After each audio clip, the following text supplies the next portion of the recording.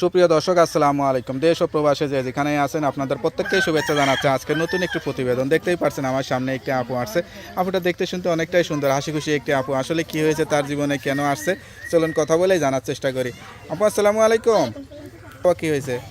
আমার বাবা বিয়ে করছে, আম্মুরে নিয়ে গেছে আমার মামারা। বাবা বিয়ে করাতে মারা নিয়ে গেছে, তো আপনারা থেকে গেছে কেন? আমাকে রেখে গেছে, আমার নানির কাছে থাকি, আমার মামারা নিয়ে গেছে আমার আম্মুকে। মামারা কি নানির কাছে থাকে না? কে? আপনার মামারা মামারা? মামারা তো থাকে না। তো এখন আপনার খরচ নানি কেমনে চালায়? নানা আছে? নানি না মারা গেছে। আচ্ছা, নাকি আপনার মার আবার বিয়ে শাদী হয়ে চলে গেছে? না, আমার মা বিয়ে করে নাই এখনো। বিয়ে করে নাই, তাই না? তো মারে নিয়ে গেছে মামারা। আপনার বয়স কত? আমার বয়স আমার বয়স জানেন না?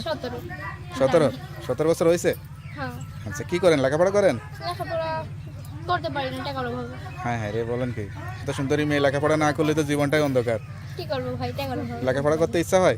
হয় ভাই, সবাই করে, আমি করতে পারি না। লেখাপড়া শিখে কি হওয়ার ইচ্ছা আছে? ডাক্তার হওয়ার ইচ্ছা। ডাক্তার? ডাক্তার হইতে তো অনেক লেখাপড়া করা লাগে। হ্যাঁ তো লেখাপড়া যেহেতু করেন না, ডাক্তার হবেন কেমনে? হ্যাঁ, তাই তো।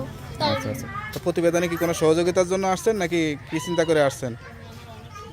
ভালো মনের মানুষ পাইলে বিয়ে বসে আমার কাছে, সে বিয়ে- আমার দায়িত্ব বিয়ের বয়স হয়েছে নাকি? হয়েছে ভাই।